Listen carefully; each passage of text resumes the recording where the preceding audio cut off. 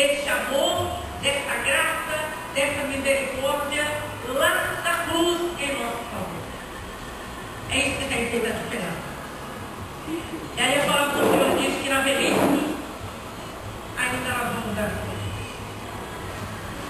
Quando nós estivermos aí com 50, 60, 70, 80, 90 anos, tantos de anos que Ele nos der para viver, o mais lindo é que nós ainda estaremos dando fruto.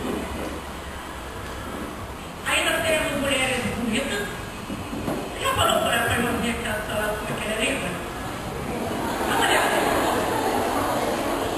Dá uma olhada na beldade que tem do seu lado. E a gente tem beldade aqui de tudo quanto é tipo, né?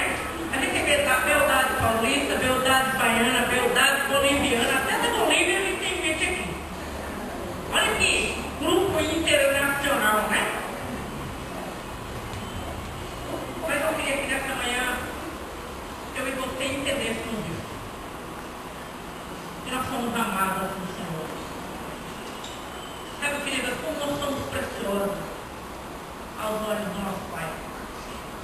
Se tem uma coisa que mexe comigo, se tem uma coisa que me deixa assim, às vezes eu uso algumas expressões, né, sem chão, no bom sentido.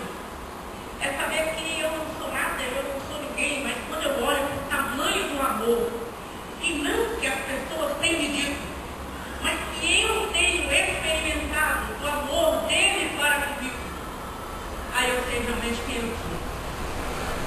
Aí eu sei realmente o tamanho daquilo que ele quer fazer, daquilo que ele faz, daquilo que ele tem a possibilidade de fazer através da minha vida.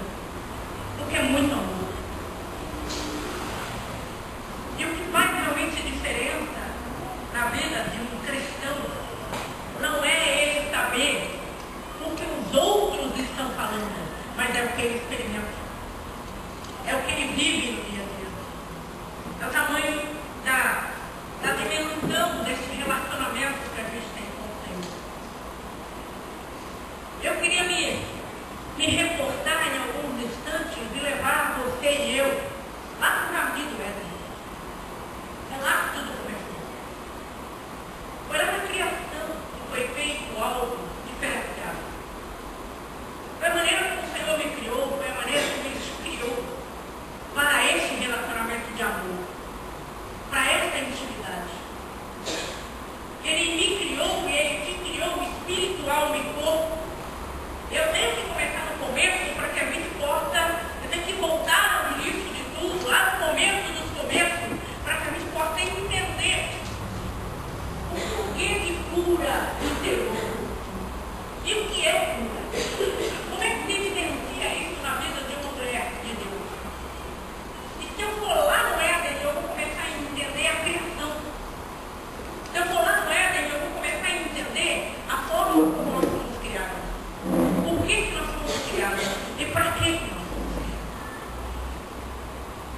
Quando Ele criou ali o primeiro casal, Ele criou com uma meta, Ele criou com um propósito. E não é nada disso que nós olhamos para o planeta Terra hoje.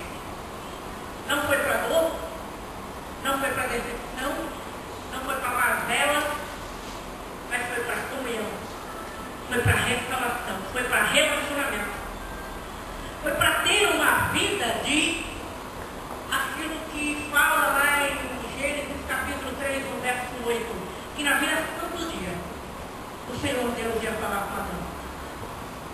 E eu fico tentando imaginar a conversa de Adão com Deus. Sabe aquele papo íntimo que você tem com aquela pessoa que faz parte da sua vida e que você vai fundo na sua conversa, na abertura do seu coração? Era assim que Adão tinha com Deus. Era essas conversas, e a gente não tem uma dimensão ainda exata para nós de como que era. Mas era um relacionamento muito profundo. Aquele primeiro casal, aquela primeira família criada por Deus no Éden, ele era completo nas três dimensões, na tricotomia do homem, porque nós somos espírito, alma e corpo. E o homem, ele era completo no relacionamento para com Deus. Ele era completo no relacionamento com o seu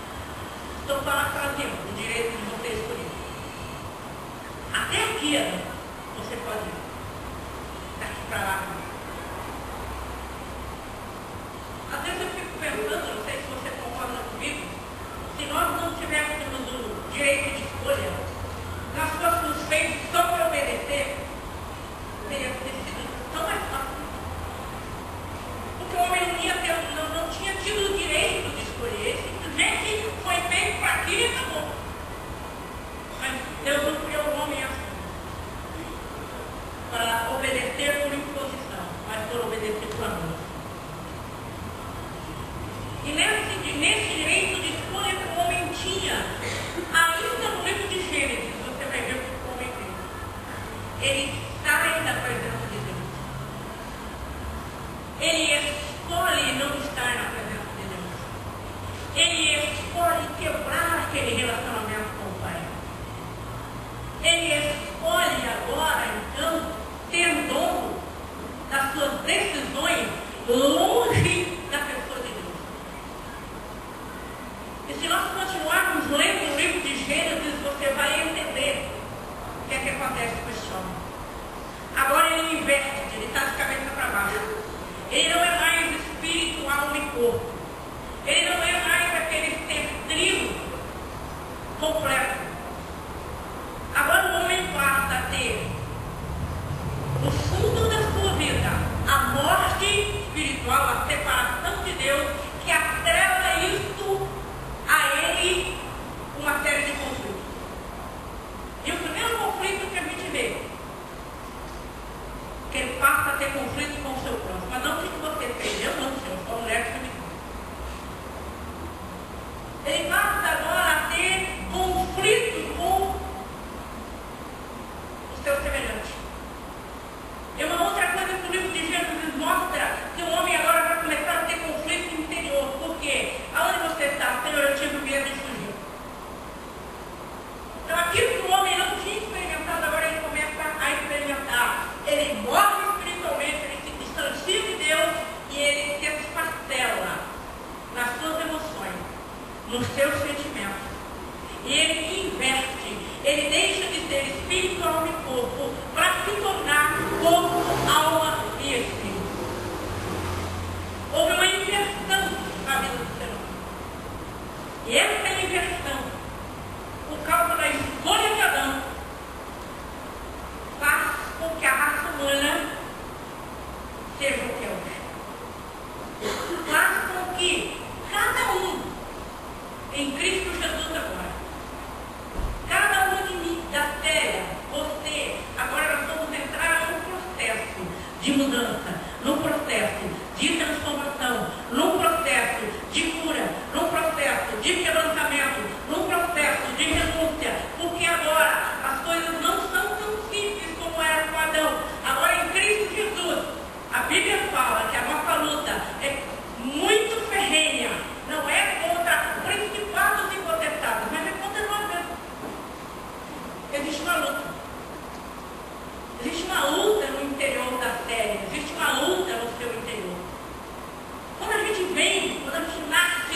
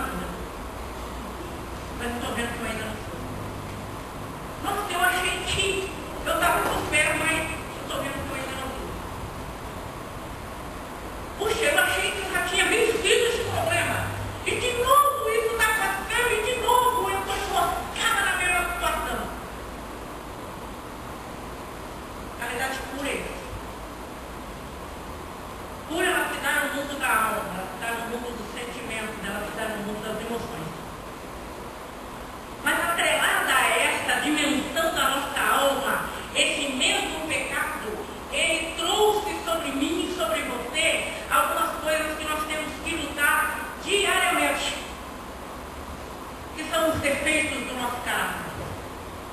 Quantas e quantas coisas precisam de mudança. Quantas e quantas coisas que ela já não está nem na dimensão da cura, ela não está na dimensão de uma restauração, ela está na dimensão realmente de eu chegar, me analisar e entender que para me proteger, eu preciso passar por um processo de falar a verdade comigo mesmo. Porque não foi isso que Adão fez. Se Adão tivesse feito isso, queridas, lá no Éden, ele tinha quebrado todos os paradigmas ali mesmo. Ali mesmo, o pecado teria sido esmagado.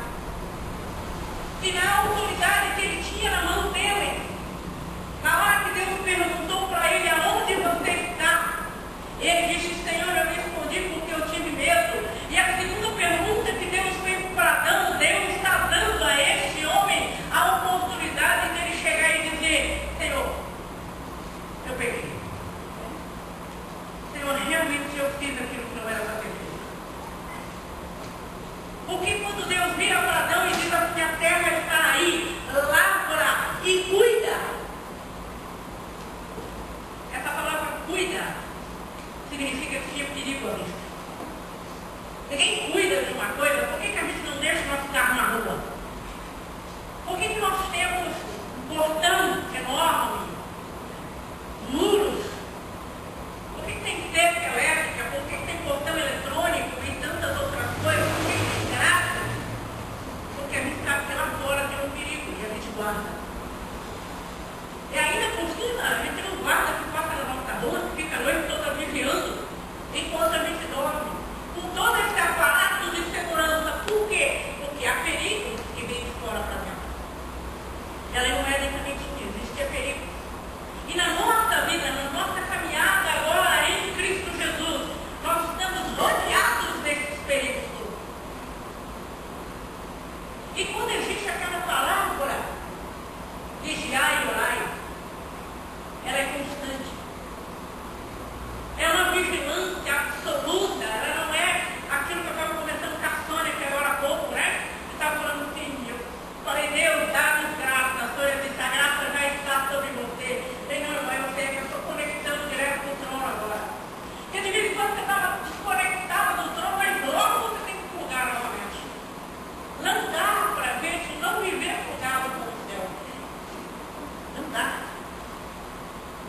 Não dá para a gente não viver como mulheres de Deus que somos, como máscara que nós temos dentro de nós, que é a do Espírito. Nós não vivemos aqui neste mundo se não formos para a gente entender qual é esse propósito que o meu Pai tem com a minha e com a sua vida. E esse propósito do nosso Pai é grande. Esse propósito de Deus com a minha vida, esse propósito de Deus com a tua vida, é aquilo que estava lá no Éden, e que se perdeu, mas que em Cristo Jesus é possível isso retornar agora.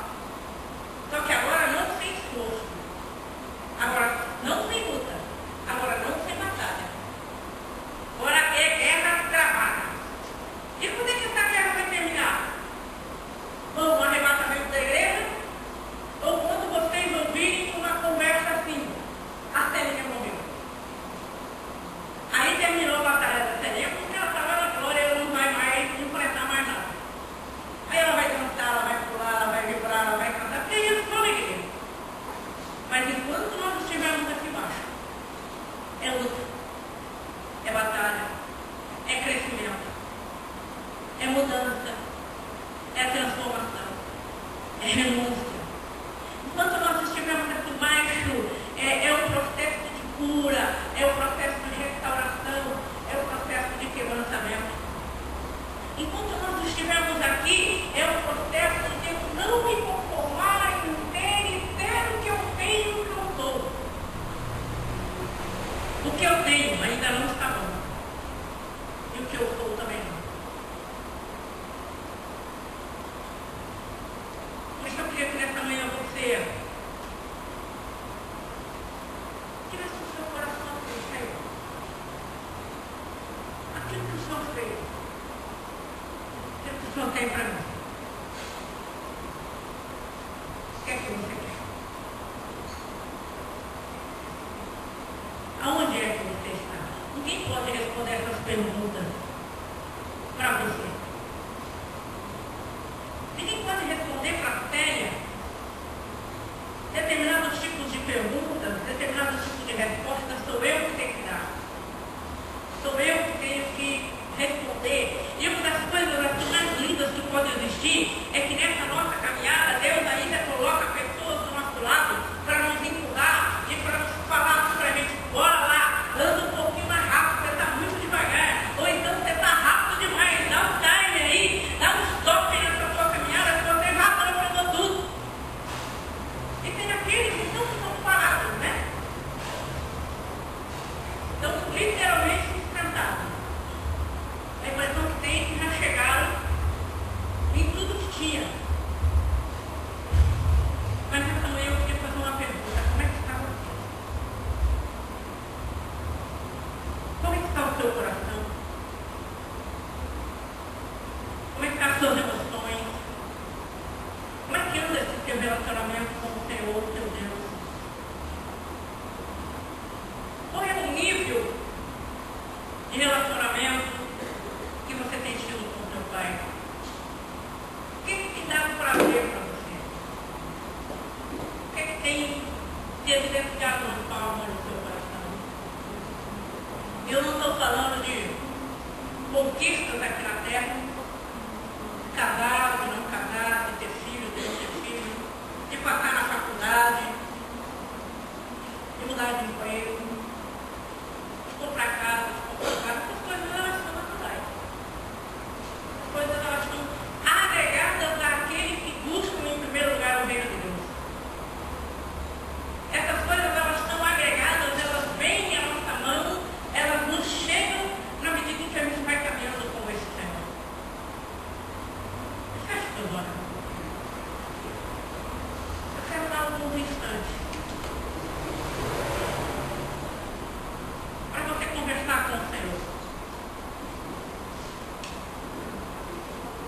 Para você simplesmente agradecer. Você não vai pedir nada agora, não. Agradecer pelo dia, agradecer por aquilo que você é, por aquilo que você tem. Agradecer ao Senhor pelo privilégio que você tem de conhecê-lo. Nós louvamos pela tua graça, nós te louvamos pela tua misericórdia que se renova a cada manhã. Nós te louvamos porque o Senhor é bom e a tua misericórdia dura para sempre. Nós te louvamos, Senhor, porque nós olhamos para a nossa vida e nós sabemos que nós somos frutos de um milagre naquela cruz. Nós somos frutos de uma redenção, de uma restauração, de um milagre que procede deste amor que nós não conseguimos entender. Que amor é esse que o Senhor tem por nós? Que expressão de amor é essa que o Senhor demonstra para com a nossa vida a cada dia? Que amor foi esse que quebrou, Senhor, as cadeias do inferno sobre nós?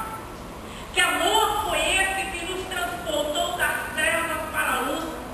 Que amor é esse que nos faz termos mais ainda apaixonadas pelo Senhor a cada dia? Por isso, nessa manhã, Deus, a única coisa que nós temos para dizer para o Senhor é: obrigado por este amor. Obrigado, Deus, porque o Senhor é maravilhoso e nessa manhã nós nos submetemos ao senhorio de Jesus Cristo. O que nós queremos é essa identidade de volta. O que nós queremos é nos parecermos mais com o Senhor. O que nós queremos é ter a nossa mente transformada. O que nós queremos, Pai, é que o Senhor olhe para a nossa vida e o Senhor diga: ali vai a minha filha amada, em quem a minha alma se alegra. O que nós queremos é que as pessoas nos reconheçam e nos vejam como mulheres do Senhor. O que nós queremos é que se evidencie em nós este caráter de Cristo Jesus. O que nós queremos, Pai, é termos no Senhor. É termos no Senhor. É termos uma vida que a coração. Obrigado, Senhor, pela vida de cada mulher que está aqui. Queria que você ficasse de pé nesse instante. Coloca a sua mão no seu coração.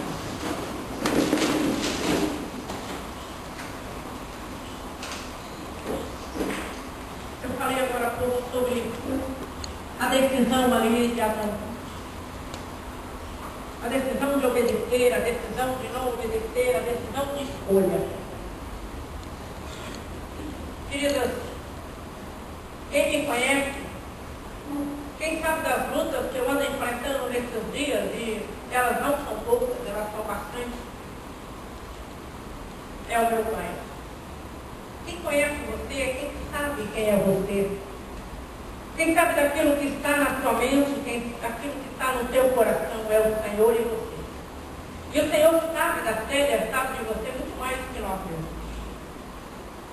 Por isso, nessa manhã, eu queria que você abrisse o seu coração e você dissesse a Ele: Senhor, eu só tenho verdade para trabalhar.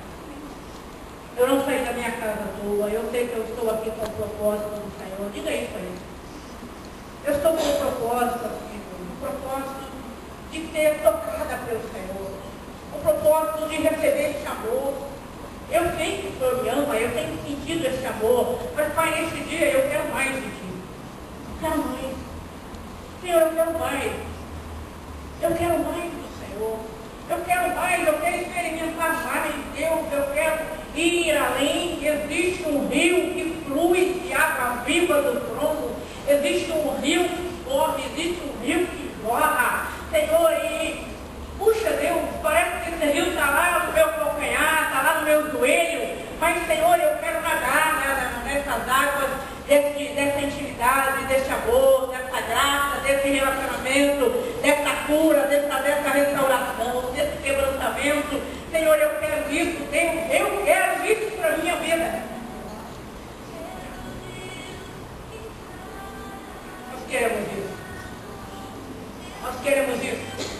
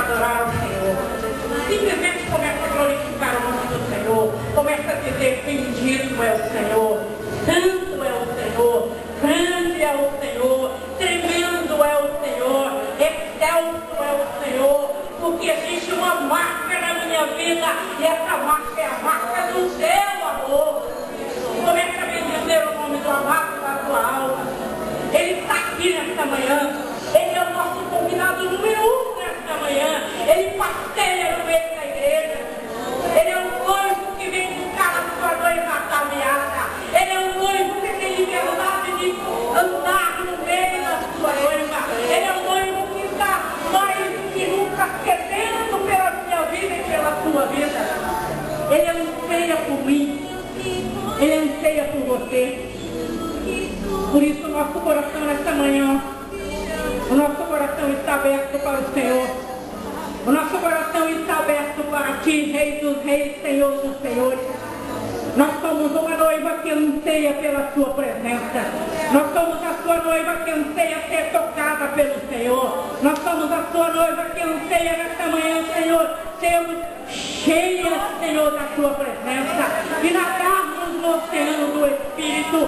De sermos embriagadas com este amor. De sermos embriagadas com a sua presença. Nós somos essa noiva aqui nesta manhã. Essa noiva que anseia por ti, assim como o servo brama pelas correntes das águas, nós ansiamos pela tua presença. Por isso o Senhor tem liberdade de ação nesta manhã. O Senhor tem liberdade. Espírito Santo do Senhor, o Senhor tem liberdade. Espírito Santo do Senhor, o nosso espírito, a nossa alma e o nosso corpo se aquieta na tua presença. Nós chamamos o senhorio de Jesus Cristo.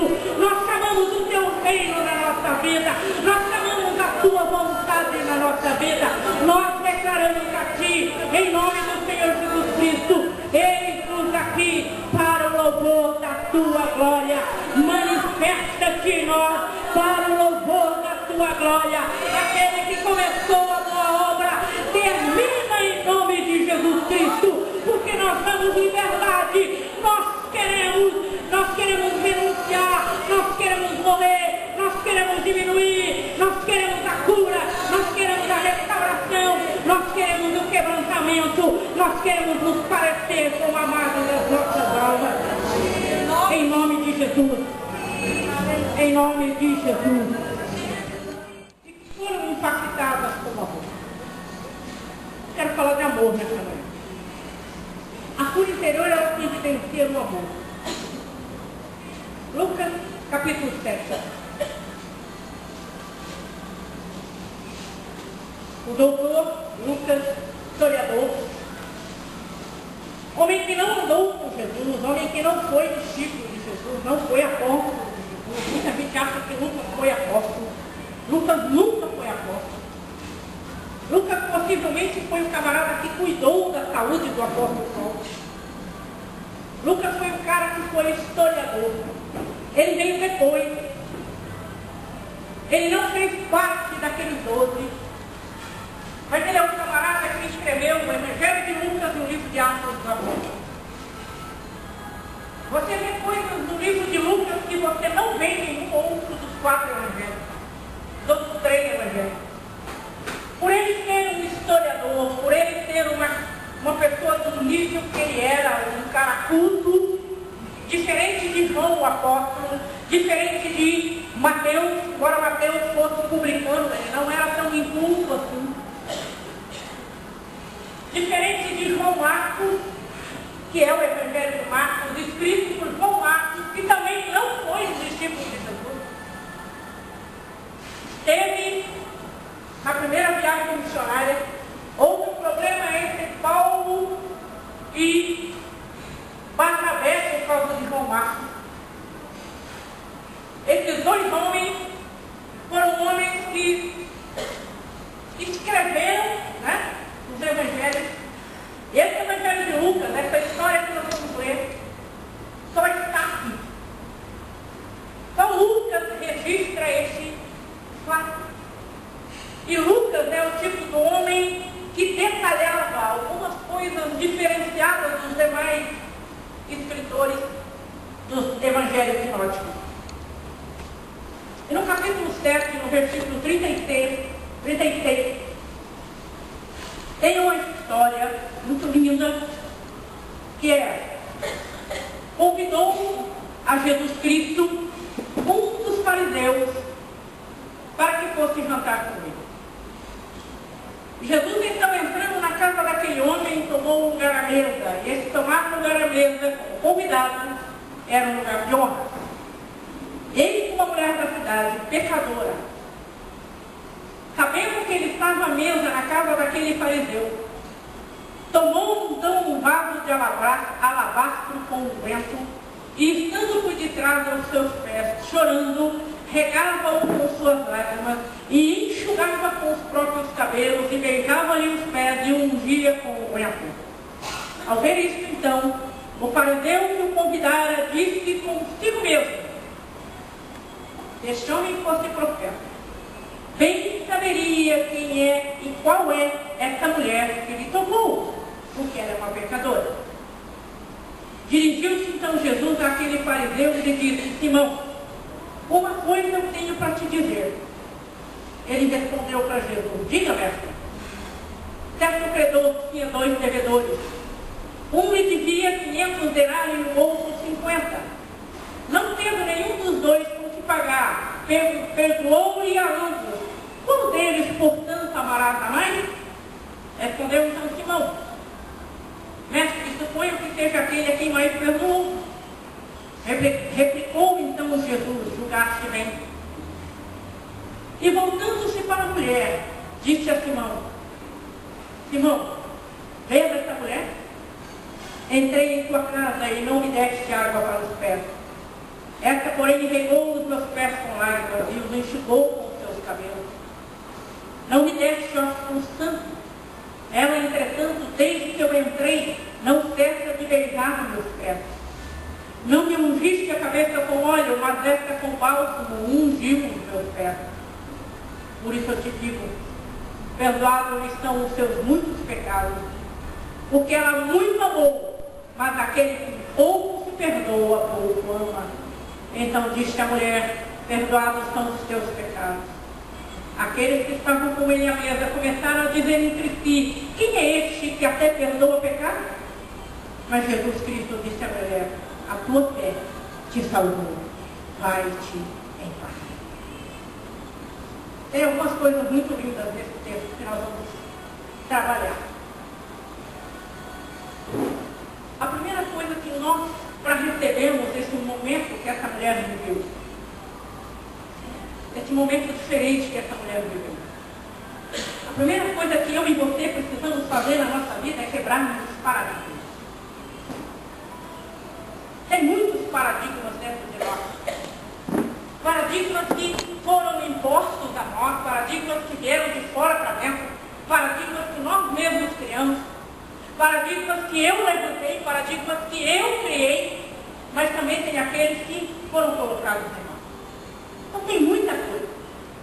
Tem muita coisa dentro da telha, tem muita coisa de ensino, de palavra, de orientação, de coisas que eu recebi lá na minha família, na sociedade onde eu vivi. E quanto mais eu demorei para aceitar Jesus, mais esses paradigmas se tornaram verdadeiras prósperas dentro da gente. Por isso eu sempre digo, eu fico muito feliz quando vejo essa comunidade de 12, 13, 14 anos vibrando em Deus, aceitando a Jesus, caminhando com Jesus, sendo bênção no reino de Deus. Eu olho para aquilo e eu falo: que coisa mais linda. Não dá tempo para as trevas formar água naquela pessoa. Não dá tempo para o diabo fazer ninho na vida daquela pessoa. Pastora Cássia, de vez em quando a gente conversa, a gente olha uma para a outra, porque a gente aceitou Jesus na mesma época da nossa vida, com 14 anos. E quando a gente fala que a gente aceitou Jesus, é aceitar Jesus mesmo. Não é aquele tipo de crente que aceita Jesus, daqui a pouco a primeira dificuldade que tem, ele retrocede. A primeira luta que ele tem, ele já pula do barco. Aí ele vê que o barco lá está meio ruim, aí ele volta para o barco do Senhor Jesus Cristo de novo. Aí ele leva uma pancada, ele caminha 2, 3 quilômetros, quando a pouco ele retrocede aqui nos 2, 3. Eu sei que a gente sempre compartilha isso. E se tem uma coisa que faz diferença, foi o amor do Senhor na nossa vida. Não é outra coisa que é o amor. E o que faz essa diferença e o que mostra esse diferencial, por exemplo, na vida dessa pecadora, dessa mulher, que ela ouve falar que Jesus está na casa daquele camarada. E quem é aquele camarada? É um fariseu. Ele fazia parte de uma cúpula religiosa na época de Jesus. Ele não era uma pessoa qualquer. Ele era um homem que conhecia muito bem a Torá. Ele era um homem que, para ele convidar Jesus para entrar na casa dele, ele não era um Simão qualquer. Ele tinha uma certa repercussão naquela cidade. influência naquela cidade. E aí ele convida o mestre para um jantar, e aquele jantar, com certeza, não estava sendo servido só ele, Jesus e a família, tinha muito mais gente que a Bíblia diz que tinha. E aqueles que estavam sentados à mesa, arrazoavam entre si, dizendo: quem é esse que perdoa o pecado? Então tinha convidados. Tinha aqueles convidados ilustres daquele homem que tinha ido só por curiosidade. Mas resumido era um jantar. E quando a gente fala de servir no jantar, na nossa cultura aqui, nossa, minha, sua, daquilo que você recebeu na sua casa, quando você tem convidados na sua casa, você não vai servir arroz, feijão com ovo, nem banana, nem tomate. E são três coisas que eu gosto muito: arroz, feijão com ovo, banana e tomate. Se tiver isso para comer, para mim já está só o tamanho. Eu acho as três coisas perfeitas para se comer numa refeição, mas você não vai servir isso. Se eu vou convidar a Sônia para comer na minha casa, eu não vou dar abobrinha congelada para ela. Mesmo que ela goste de abobrinha congelada. Eu vou pelo menos fazer um boi ralado. Alguma coisa que a Sônia gosta, eu sei que eu vou procurar fazer. Por quê? Porque é uma cultura nossa, não é? Eu me lembro, amados, na sua casa também creio que não deve ser diferente. A minha mãe tinha um costume, eu digo tinha porque ela não está mais conosco, que ela guardava especificamente roupa de cama, toalha de banho, talheres, pratos, copos para as visitas. E para nós, de casa era o resto, né, lógico. Mas quando aquela visita chegava, e a cama dela, ela servia para as visitas. Por quê? Porque é a forma de agradar a pessoa. E Jesus foi recebido na casa desse fariseu por um jantar. Mas tem algumas coisas que é interessante nesse texto, de acordo com o costume judaico. A primeira coisa, quando o convidado chegava na casa do seu ilustre convidado, era tirar a sandália. Ele entrava descalço. Isso é um costume que nós não temos, mas aqui em várias culturas é assim que procede. E além disso, aquele camarada se sentava, aquele convidado se sentava. E não é uma cadeira como essa nossa, porque eles sentavam num divãzinho pequenininho no chão, a mesa era baixinha, a pessoa se sentava normalmente não nessa posição, mas a pessoa se sentava assim. Ela sentava em cima das próprias pernas dela, essa era a cultura da época. Mas como eu não sou japonesa, não gosto desse tipo de posição, eu vou sentar na cadeira. E a pessoa sentada, alguém vinha lavar os seus pés. O ato de lavar os pés ali não significava que a pessoa estava suja. Mas era uma cultura, e aquela pessoa estava sendo honrada, e aquela pessoa estava sendo colocada numa posição diferenciada. E normalmente quem fazia isso era o servo do céu. E junto com aquela bacia vinha a toalha. E tudo isso tem várias simbologias dentro da Bíblia. Uma outra coisa que quando aquele convidado chegava, ele era recebido mais ou menos com festa. Vem aqui, minha linda, preciosa da minha vida, vem cá. Mas você mesmo, vem aqui. Seja bem-vinda, linda! E é beijo daqui, é beijo de lá, e principalmente quando a mulher, né? Beijo, ósculo santo.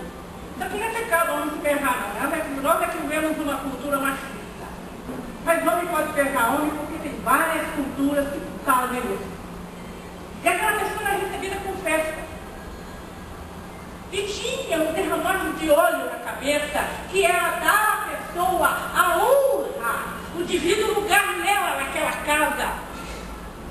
A pessoa estava assim tão feliz com a presença daquele que estava chegando, que tinha esses três costumes: de lavar os pés, beijo com o ósculo santo, que a Bíblia fala, e derramar óleo sobre a cabeça. Jesus entrou e aquele fariseu na sua soberba e no seu orgulho farisaico. Daquele que estava querendo experimentar o mestre. Porque foi para isso que ele convidou Jesus ali naquele dia. Ele não convidou Jesus com outra intenção, exceto com essa. É só você ler a Bíblia. É só você analisar o contexto e o que está por detrás das entrelinhas, você vai entender. Ele não fez nada disso. Ele simplesmente recebeu Jesus e aparentemente com um certo desdém. Só que aí surge uma personagem e ninguém sabe de onde veio, ninguém sabe o seu nome. Não é Maria Madalena, que alguns dizem que esse texto, se você for estudar, você não vai ver o registro dele em nenhum outro exceto no livro de Lucas. Dessa forma como está aqui. Jesus foi ungido várias vezes. Mas por essa forma, dessa maneira, desse jeito, só por essa mulher. Teve outras mulheres que fizeram unção sobre Jesus.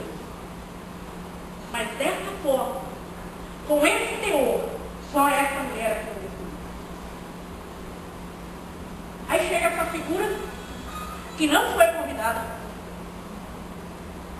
feminina, prostituta, que era para estar escondida, que não podia aparecer em público, que corria o risco de morrer, que era abandonada pela sociedade daquela época, que era mal vista, mal falada e que era conhecida.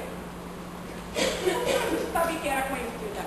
Porque a Bíblia diz que o anfitrião daquela casa disse assim: se esse cara realmente fosse profeta, ele saberia quem é essa mulher, de onde ela é, a procedência dela, quem é a identidade dessa mulher que o toca, porque Jesus não poderia ser tocado por uma prostituta.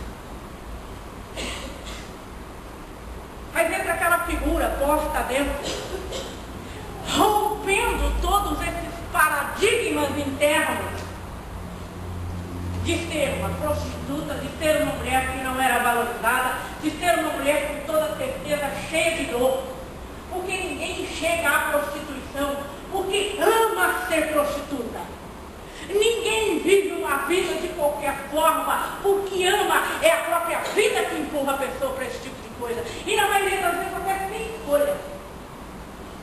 Tem muita gente que é empurrada para esse tipo de coisa. Porque é o estado dessa senhora, por que ela chegou a ser o que ela era naquela época, nós não sabemos. O que nós sabemos é que ela venceu paradigmas. Ela venceu medo, ela venceu insegurança, ela venceu mazelas da sua alma. O que é que vão pensar de mim? Eu não fui convidada. Eu sou uma mulher. Eu sou alguém que sou rejeitada. Todos sabem quem eu sou. Todos conhecem a minha vida. E por que não dizer que vários daqueles convidados que estavam sentados à mesa talvez já tiveram qualquer mulher em algum momento de prostituição? Por que não? Se ela era tão conhecida desse jeito? Se o próprio dono da casa sabia quem era ela? Ela começa a olhar para dentro dela. É isso que eu quero chamar a sua atenção nesta manhã. O posicionamento desta mulher no livro de Lucas me ensina e te ensina a sermos mulheres de coragem, a sermos mulheres determinadas, a sermos mulheres realmente impulsionadas em buscar onde está a nossa cura, onde está a nossa restauração, aonde está a solução daquilo que me aflige. Porque tem aflições na nossa. Tem várias coisas, tem várias aflições na nossa alma. Eu disse no começo que eu estou passando por um tempo que só quem anda comigo sabe o tempo que eu estou passando. É um tempo de muita aflição. Eu recebi uma palavra de alguém que está à frente dessa programação, dizendo que este dia vai ser um dia de muita cura na minha vida. Na hora que a pessoa falou, eu recebo, porque eu sei que eu estou precisando de cura em algumas áreas da minha vida. Por quê? Porque não importa a sua posição. É aquilo que eu disse no começo, quando eu estou dentro do problema, é que eu sei que eu não sei tratar daquele problema. E tem algumas coisas acontecendo que eu estou dentro. E de repente eu achava que eu fosse tão forte, né? Eita, glória, a telinha, né? Ela quebra todos os pouquinhos da vida, quebra nada. Tem pouquinho que eu fico paralisado. Um dia desse eu compartilhei com a Cássia numa situação que a gente viveu. Eu disse assim, eu fiquei muda, estática, parada, minha mente deu um bloqueio, eu não conseguia nem falar. Ali naquela situação, eu vi aonde é que eu estou precisando romper algumas coisas. Mas atenção, eu achava que eu era a rainha da balacaxi, tá ligado? De repente eu levei uma, vem no meio da cabeça, toma, acorda. Só quando a gente está dentro do problema é que você vai saber que você não rompeu aquele problema. E eu levei um baita de um susto. Aí eu comecei a cantar aquela musiquinha. Ou foi nem a musiquinha, o grito do camarada lá mesmo, Jesus, filho de Davi, tem misericórdia na minha vida. E essa tem sido a minha oração nessas últimas 2 semanas. Jesus, filho de Davi, tem misericórdia da minha vida. Eu disse, Senhor, eu não vou aceitar terminar o ano de 2012 com isso dentro de mim. Ou isso sai, ou eu saio. E foi exatamente isso, Tati, que aquela mulher fez. Ela entrou a porta dentro. Você imagina o susto daquele povo, Celeste? Mas, Nônia, da onde que apareceu esse trucufu? Da onde surgiu essa figura? Tem que ser convidada. E o que ela fez? Ela foi direto na fonte. Quem é a fonte? Jesus. Ela foi diretamente no lugar certo, na hora certa, da forma certa, fazer a coisa certa. E o que será que aquela mulher fazia nos pés do Senhor Jesus Cristo naquela manhã? Senhor, é tudo o que eu preciso. Senhor, eu me abro para o Senhor, eu digo quem eu sou. Eu digo que eu tenho problema na minha alma, eu digo que eu tenho problema de rejeição, eu digo que a minha vida está assim por causa disso, foi porque a minha situação é essa. Aquela mulher naquele instante ali, agachada aos pés do Senhor Jesus Cristo, chorando, será que pouco a ponto de regar os pés de Jesus e enxugar os cabelos? Sabe por isso que aquela mulher deve ter, né? No mínimo não era pequenininho igual o meu, não, porque se fosse pouquinho igual o meu, pequenininho igual o meu, não secava perto de ninguém.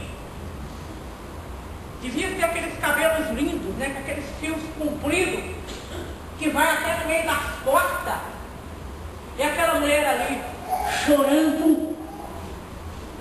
E não devia ser pouco o choro dela, não, né, Mara? A ponto de regar os pés do Senhor Jesus. Estava fazendo ali, amado, que exposição toda foi aquela diante de todo mundo. Não estou nem aí, eu quero isso. Eu não quero nem saber o que é que vão pensar de mim. Não tem aquela música que a gente cantava alguns anos atrás aí? Não estou nem aí. Eu quero é a cura. Enquanto aquele publicano teve tudo para ter a história de vida dele mudado. Você não vê a Bíblia falando nada a respeito daquele camarada. Mas você vê a história de vida daquela mulher que foi mudada por causa de um posicionamento. Por causa de alguém que chegou e que reconheceu onde estava, como estava e o que precisava. Você não vê a Bíblia tecendo mais nada a respeito daquele camarada, exceto Jesus deixando ele mesmo dar as suas respostas. Porque a coisa mais linda que Jesus faz é isso. Ele não responde com ninguém, ele deixa a gente mesmo responder. E Jesus conta aquela história do credor para quê? Para mostrar para aquele camarada que lá em Tiago, no capítulo 2, do versículo 1 em diante, fala justamente sobre isso. Que nós precisamos ir em busca de restauração de pessoas. Ele conhecia a Torá, mas ele não vivia a Torá.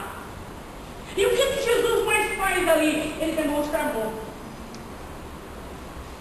Tudo que Jesus fez com aquela figura que estava ali naquela noite, naquela naquela tarde foi o quê? Foi uma demonstração pura de amor. Aquele camarada apenas convidou Jesus para jantar. Aquela mulher convidou Jesus para entrar na sua vida com aquela atitude. Aquele camarada apenas teve Jesus como hóspede. Aquela mulher, a partir daquele dia, ela teve os seus pecados perdoados e teve a sua vida restaurada. Foram duas coisas que Jesus fala aqui para ela: perdoados são os teus pecados e a tua fé te salvou. Sai em paz. Ela não teve só o perdão pelo fato de ser uma prostituta. Eu não tenho dúvida de afirmar para você que ela deixou de ser uma prostituta. Passou a ser uma discípula de Jesus, uma seguidora de Jesus. E se você vai lá para João, o Evangelho de João, você vai ver uma somatória de pessoas que estavam ao pé da cruz. Com certeza essa mulher estava lá. Só que nós não sabemos o nome dela. Pessoas não precisam saber do nosso nome. Pessoas precisam saber quem nós somos. Eu não preciso marcar a multidão, eu preciso marcar as pessoas que estão ao meu redor. Eu não preciso fazer diferença numa televisão, embora Deus possa me levar e te levar para a televisão. Se Ele tiver plano para isso, glória a Deus. Se essa boa vontade dele, a gente vai nessa igreja. Mas se não for, a gente fica na nossa Jerusalém fazendo diferença com aqueles que o papai coloca do nosso lado.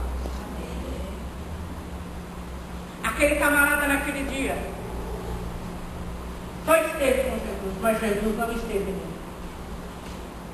Aquela mulher não foi nem convidada, mas Jesus, a partir daquele momento, se torna parte da vida dela.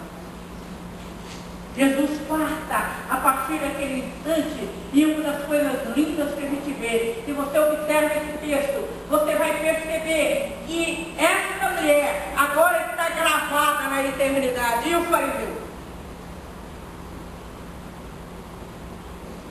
O fariseu a gente não sabe, mas a mulher não sabe. É posicionamento. O que eu e você precisamos é nos posicionar. Se eu sei por que eu fui criada, qual é a intenção do meu pai em me criar, você sabe por que você foi criada, por que você foi resgatada. Agora então, Senhor, eu estou aqui. Eu estou aqui, aquela confissão daquela mulher naquela manhã, ou melhor, naquela tarde, naquela noite, cara. Confissão dela, de ficar aos pés do Senhor.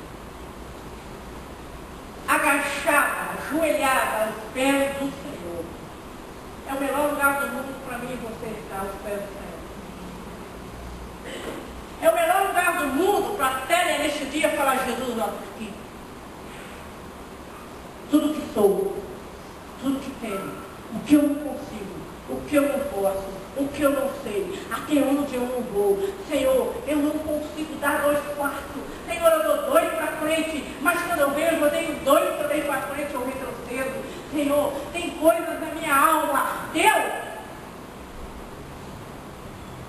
é fazer como essa mulher. Jogar, falar tudo, não ter medo. Sabe por que às vezes a gente tem tanto medo e tanta insegurança dentro da gente, a gente segura tantas coisas, porque a gente acha que Deus vai arrancar as coisas de nós à força. Ele não faz nada à força. Ele nos respeita. E Ele vai trabalhando na minha vida, Ele vai trabalhando na sua vida de acordo com a liberdade que a gente vai dando e na medida que a gente vai se envolvendo com essa figura linda chamada Jesus Cristo de Nazaré, com esse Consolador maravilhoso chamado Espírito Santo, com esse Pai que nós temos, que foi aquele que nos criou de uma forma tão diferenciada. Nós vamos nos abrindo e esse amor vai entrando e esse amor vai nos transformando. Queridos, eu tento, na minha humanidade, na minha pequenez, na minha cabecinha pequenininha aqui, eu fico tentando imaginar a cena daquela mulher agachada aos pés do Senhor Jesus Cristo e o olhar de amor daquele Jesus para aquela mulher. E a forma como Jesus falava.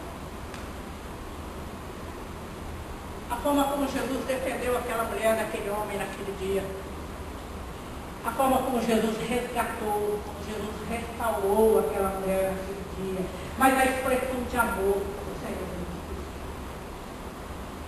A expressão de Jesus naquela conversação toda com aquele fariseu, ele vira para a mulher e ele diz assim: vai-te em paz. Seus pecados são perdoados. Vai-te em paz. A tua fé te salvou. Oh, busca isso no fundo da tua alma essa manhã. Busca isso. Tenta entender o que significa isso. Para você enfrentar alguns gigantes que estão dentro de você. Gigantes, muitas vezes, da soberba, gigantes do orgulho, gigantes da vaidade, gigantes, muitas vezes, de um temperamento intempestivo, de um temperamento que não consegue ser controlado pelo Espírito, de uma pessoa que quando vê já falou, já explodiu, já brigou, já criou um clima nada legal, de pessoas inquietas, de uma pessoa totalmente insegura, imatura, o que tem muitas vezes de ciúme dentro de nós, o que tem muitas vezes de achar que estão tomando o nosso lugar, de achar que aquilo ali é meu e nada é meu, nem o marido que você é teu, nem os filhos que você tem são teus, as ovelhas que nós temos não é nossa, tudo que nós temos nada é nosso, e muitas vezes a gente fica segurando para todos os cantos, achando que tudo é nosso. E sofremos em excesso por coisas que na realidade não precisaria. Muitas vezes é muita luta para chegar num contexto de relacionamento. Quantas pessoas têm problema de relacionamento, ele não consegue se firmar em relacionamento amigo, ele não consegue se relacionar, as amizades dele são muito superficial, a pessoa não consegue enraizar o relacionamento, a pessoa não consegue se abrir, a pessoa não consegue se doar, ela age muito no campo da conveniência. Se é conveniente para ela, amém, mas se ela não vai levar nenhuma vantagem naquilo, se não é conveniente, ela também deixa quieto. Nós somos muito assim, muito no campo da conveniência. Mas Jesus nunca viu assim. E Ele me ensina e te ensina a caminhar quantas milhas for preciso. Ele me ensina e te ensina a romper os paradigmas. Ele me ensina e te ensina a dar a capa. Ele te ensina e me ensina a virar o rosto. Enquanto é que nós fazemos isso? Tem muita coisa na nossa vida. Eu não sei quem é você sabe. Eu estou simplesmente jogando situações para você se encaixar. Tem muita gente que ela não consegue, tem pessoas que a gente conhece que não consegue de forma nenhuma se encaixar em lugar nenhum. Tudo que começa, tudo para pela metade. Tudo que começa, para pela metade. A pessoa nunca dá continuidade a nada. E isso é o quê? Bom, se isso não for para ter mudança de vida, eu não sei o que é mudança de vida. Porque o papai não nos criou assim. Às vezes tomamos um monte de escolha, um monte de decisões, e depois então ficamos como Adão. Adão, o que você fez? Eu não, Senhor, sou a mulher que eu Deus. E jogamos culpa na mãe, jogamos culpa no pai, jogamos culpa no governo, jogamos culpa nos filhos, jogamos culpa nos pastores, jogamos culpas em meio mundo, menos em entender que Adão não soube escolher. E eu também não sei. E quando eu não sei escolher, a consequência da minha semeadura, ela vai vir. Aquele meu plano, eu vou colher. E tem muita coisa que não está na dimensão da alma, não, está na dimensão da plantação. Uma coisa é alma ferida, outra coisa é plantação. São atitudes. Então nós temos muita coisa em nós. Você quer ver uma coisa? Quem tem menos de um ano de conversão aqui? Levanta a mão. Menos de um ano de conversão. Uma pessoa, você? Quanto tempo tem de conversão?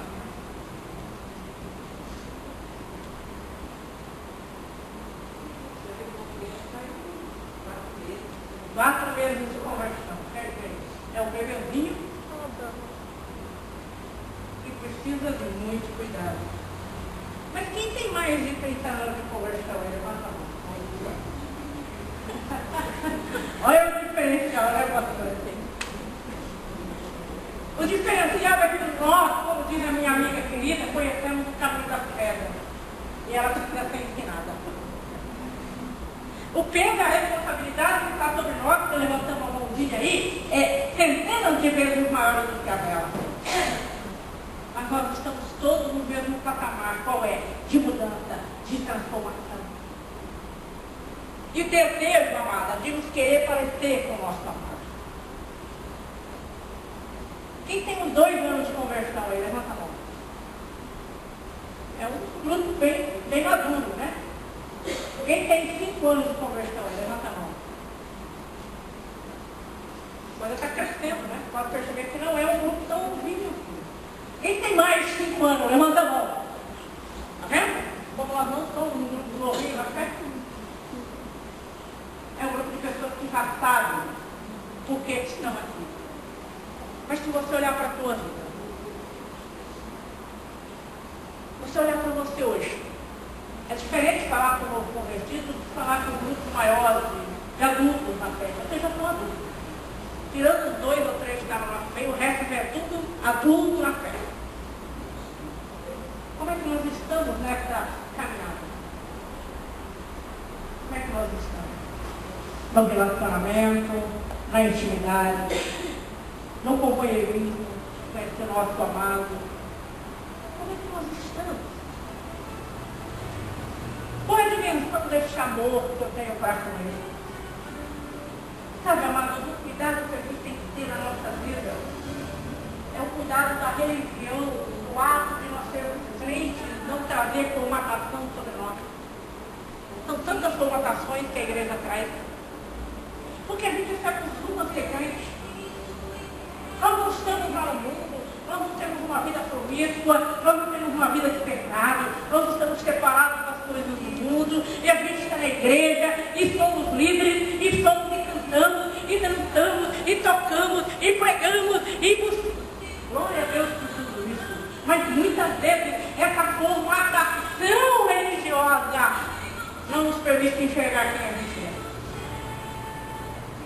E quando a gente fica exposto, aí parte de verdade a gente vai ver quem a gente é. E que às vezes a gente só teve uma cobertura da igreja, daquilo que a gente chama de corpo, de andarmos, mas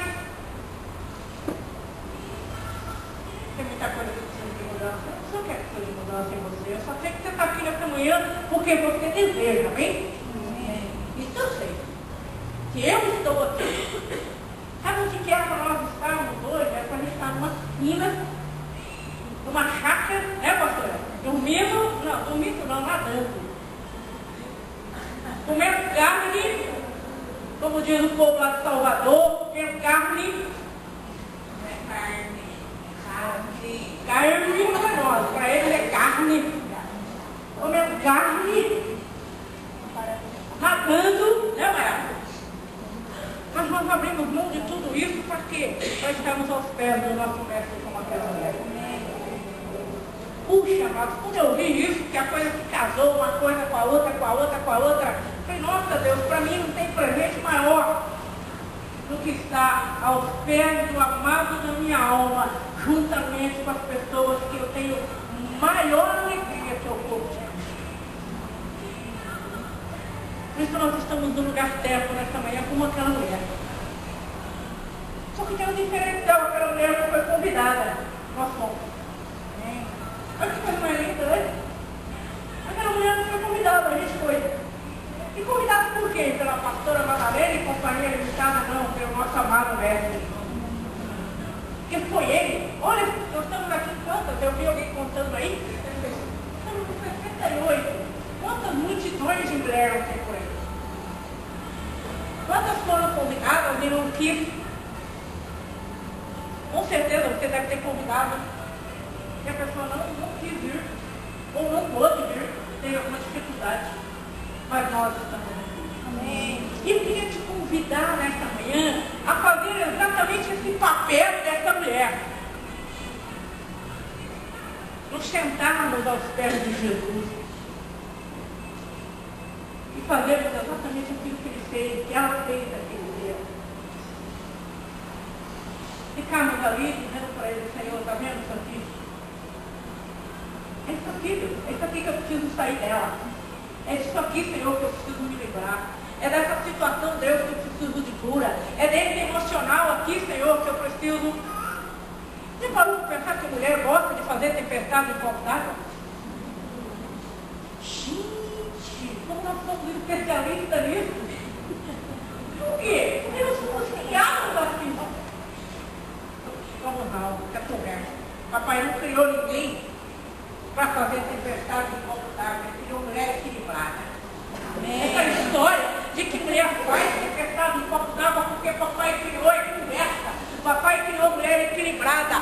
Foi esse desmantelo todo da criação que nos fez pessoas de fazer tempestade em copo d'água.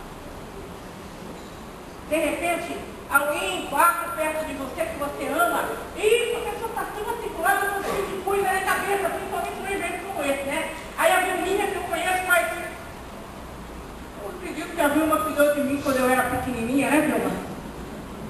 Eu vou fazer aquela brincadeira do pastor Wagner. A Vilma cuidou de mim quando eu era pequenininha, ela me levava na escola, né, Vilminha?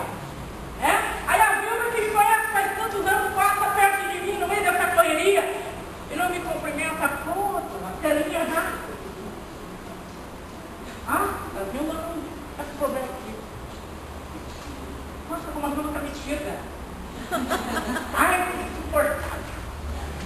Aí eu crio um monte de coisa na minha cabeça. A coitada, a Vilma nem se tocou, nem viu que eu estava ali, nem percebeu que nós somos assim, infelizmente o pecado fez isso conosco. Ou então, eu estou aqui, essa Rose, e eu estou investindo a minha vida na vida da Rose. Aí a Rose não responde. A Rose está travada com a área, eu vi assim, não quero mais saber dela. Ane-se.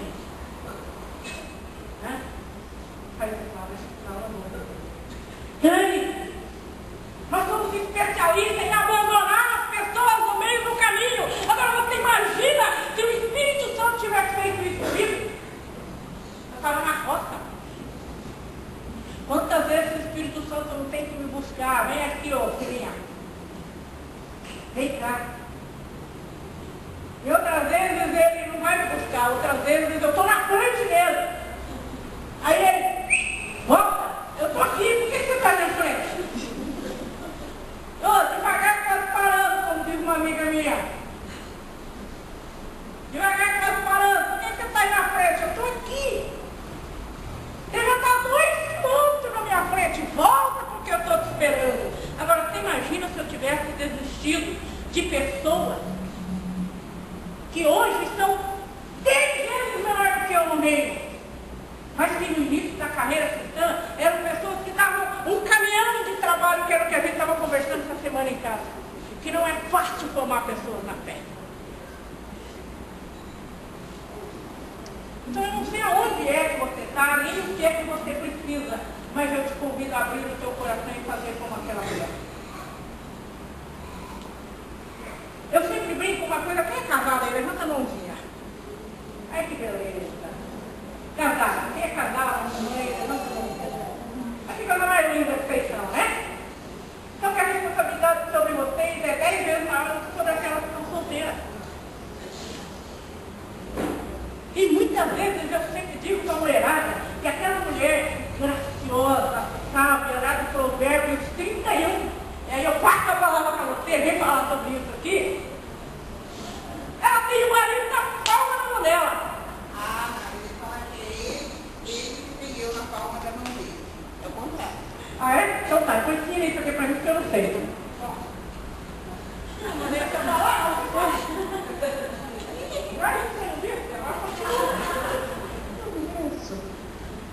A gente brinca, né? Que um tem o outro na palma da mão. E a gente brinca mais ainda. Eu falo assim que não dá para trocar. Agora que eu já tentei, está tudo certinho, tudo direitinho, vai começar tudo de novo? Não. O time que está ganhando não se mexe. A gente brinca muito, mas o relacionamento nosso ele foi construído. Eu sei, você quer que eu fale?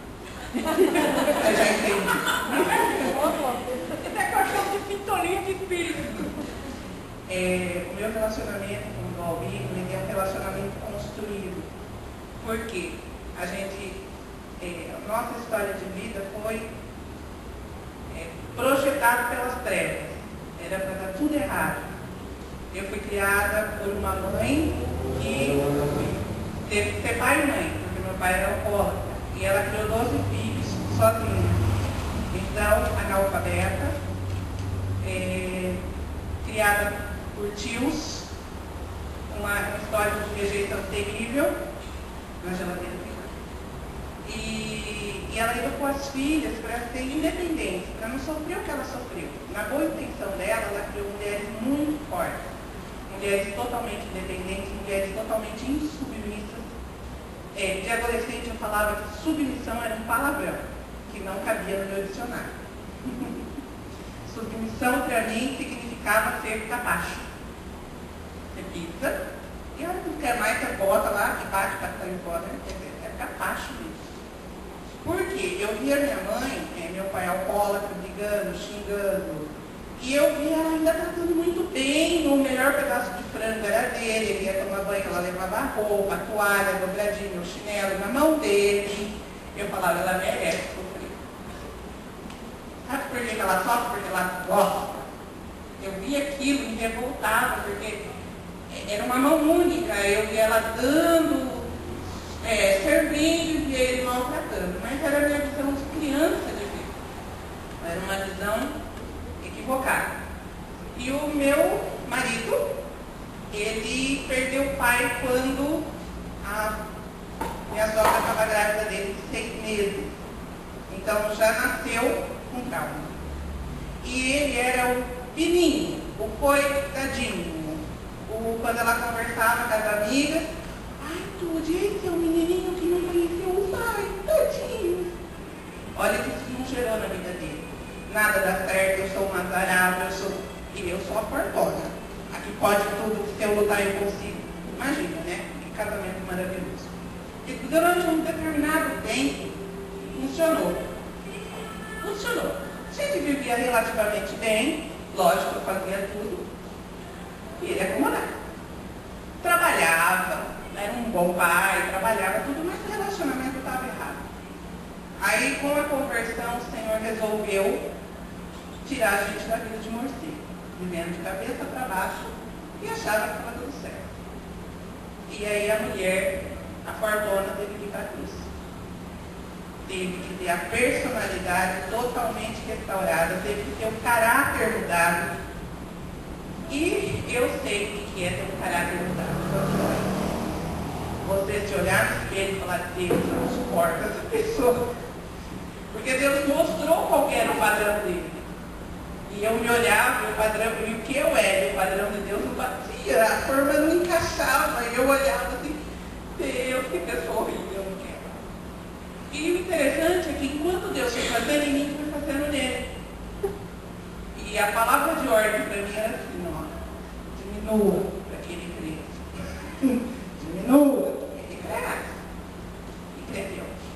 Então, às vezes a turma veio e ouvindo o jeito como a gente se trata, o jeito como a gente se comporta, o jeito como os filhos nos tratam, todo mundo fala, oh! Não, amado. É fruto de uma conquista, é fruto de um tratar, de um operar de Deus. Só que em todo tempo, nós fizemos. Em todo tempo. Doía, a gente falava, Deus dói. Tudo bem, mas continua. Em nenhum momento, a Célia acompanhou muito a nossa vida. Em nenhum momento a gente falava assim, eu não quero mais. Desisto. Assim não dá. Não, em nenhum momento. A gente estava sempre procurando entender, né, Célia? Mas Célia, como que é? A gente não está suportando. A Célia, vai pra cá.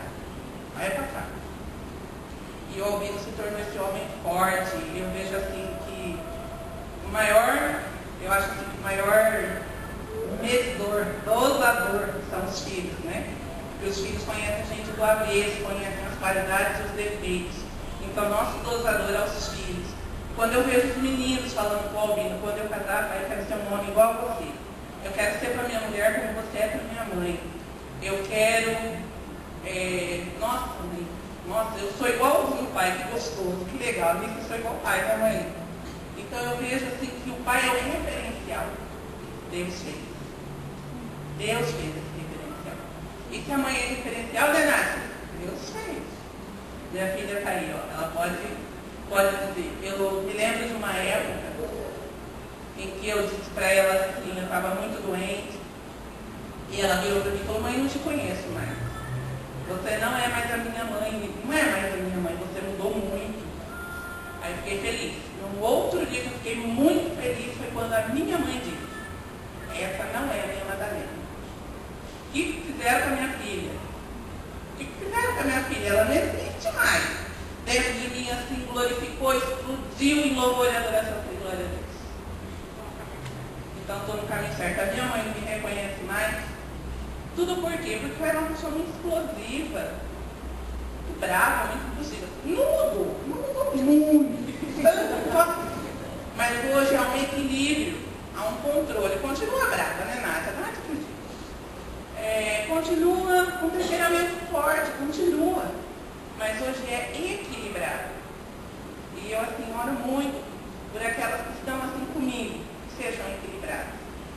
Porque ninguém merece, meu Deus, equilibrado. E eu disse que criança, eu brincava assim, tinha algumas coisas que eu detestava, né? Rato, papo, barata, mulher histérica e homem pobre. Continuo não suportando, né? Tipo, não. Mulher histérica e homem pobre, ninguém merece. Obrigada. Entenderam? Está aos pés da cruz. Está nos pés de Jesus, como fez aquela mulher naquele dia.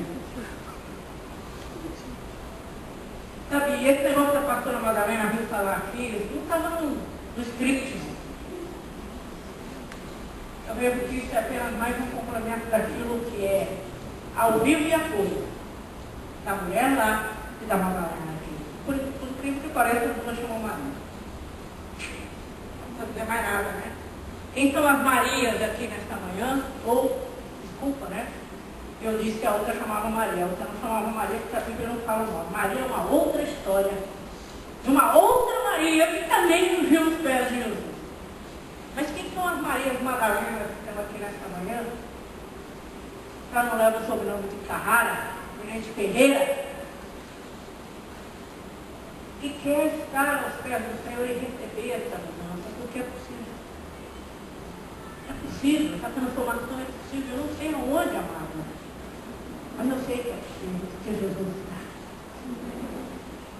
A única coisa que nós temos que fazer é querer. E naquilo que a gente precisa dessa mudança, naquilo que a gente precisa da sabedoria, da graça, da transformação, da restauração, da cura, Ele faz. Mas Ele faz na medida da minha busca, Ele faz na medida do meu querer, Ele faz na medida da minha renúncia, Ele faz na medida em que, Senhor, eu estou aqui. Você está disposta nessa manhã a renunciar? Está disposta nessa manhã a olhar para dentro de você? Não é olhar para o seu marido, olhar para o seu filho, olhar para o pai, para a mãe, para a circunstância, mas é para dentro de si própria. E sem camuflar. E sem esconder. É dizer exatamente isso. Essa sou eu, mas eu não quero ser assim. Eu faço isso, mas eu não quero ser assim. Eu sinto isso, mas eu não quero sentir isso. Eu ajo, eu me comporto dessa forma, é assim o meu jeito de expressão. Mas Deus, não foi isso que o Senhor fez. Eu não quero isso para mim. Então Deus, eis aqui. Não tem muito o que fazer não, amada. É só a gente lançar os pés. Eu te convido nessa manhã a fechar os seus olhos. Você vai pegar a sua Bíblia que está no seu colo agora, sua bolsa, e fique debaixo da sua cadeira. Fica livre de tudo. Está livre daquilo que está na sua mão, a sua caneta, a anotação que você fez até agora, a sua Bíblia, o seu celular. Guarda tudo. Deus na sua mão. Não existe pecado, não existe limitação humana, não existe caráter humano capaz de impedir o toque da Jesus. A situação mais impossível, mais provável, Ele se transforma. não há limite para o poder de Deus. E isso eu aprendi. Tem muita coisa para fazer, tem. Mas eu creio que eu e meu marido nós temos sido usados por Deus. Eu creio que eu vejo que a transformação ela aconteceu e continua acontecendo. E ela vai acontecer até o último dia. E houve uma mentira do diabo na minha vida num determinado tempo que dizia assim: olha, você ainda está muito podre para ser usado por Deus. Daqui a um tempo, quando você melhorar um pouquinho mais, aí Deus pode te usar. Aí eu parei, eu acreditei nessa mentira por um determinado tempo. Eu ainda estava muito estragada para ser usada por Deus. Eu não podia me usar naquela condição, eu tinha que melhorar mais, eu tinha que ser mais santa, eu tinha que tirar algumas. Tinha. Mas um dia, num determinado dia, o Espírito me disse de uma forma muito clara: se você for esperar santa para fazer a minha obra, você vai morrer de novo. Faça hoje o que eu estou te mandando hoje. A cada dia o seu mal. A cada dia o seu cuidado. Então, hoje você vai fazer o melhor que você pode. Amanhã você faz o melhor que você pode. E assim foi a minha vida. Então, amada, se hoje você tomou um posicionamento em Deus, de viver a vida de Deus, de ser uma mulher segundo o coração de Deus, viva um dia de cada vez. Um dia de cada vez. Quando você deita na sua cama, naquele dia, você for orar com Deus, você fala: Deus, hoje eu venci o pecado. Hoje, determinada hora, eu queria xingar minha colega de trabalho, eu não xinguei, Senhor, eu te obedeci. Você faz o seu retrospecto todo dia. E você vai ver que você foi usado por Deus. As oportunidades de Deus vão aparecer a cada dia. Elas não vão aparecer no mês que vem. Elas aparecem hoje. O mês que vem ainda não existe. Só temos o hoje. Então, eu tenho hoje para viver a vida de Deus. Então, no dia de hoje, você vive. No dia de hoje, você vive. No dia de hoje, você se pega. No dia de hoje, você é aquela boa esposa. No dia de hoje, você supera a sua limitação como mãe. No dia de hoje, você supera a sua limitação como irmã. No dia de hoje, você ama. No dia de hoje, você perdoa. Porque o amanhã ainda não existe. Não deixe para viver a vida de Deus amanhã. Jesus pode voltar daqui 5 minutos, cadê o amanhã? Então não acredite na mentira do diabo.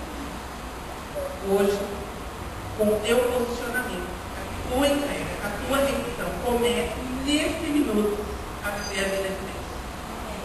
Amém? Se posiciona mais. Se posiciona.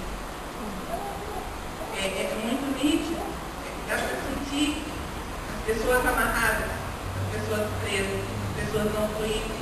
Os gritos de dor, de trauma, de rejeição, de mentira, de dentro de muitos de vocês. E o que está acontecendo com duas aqui vai acontecer com muitas hoje se vocês não se segurarem. Tem um grito de dor, tem um grito de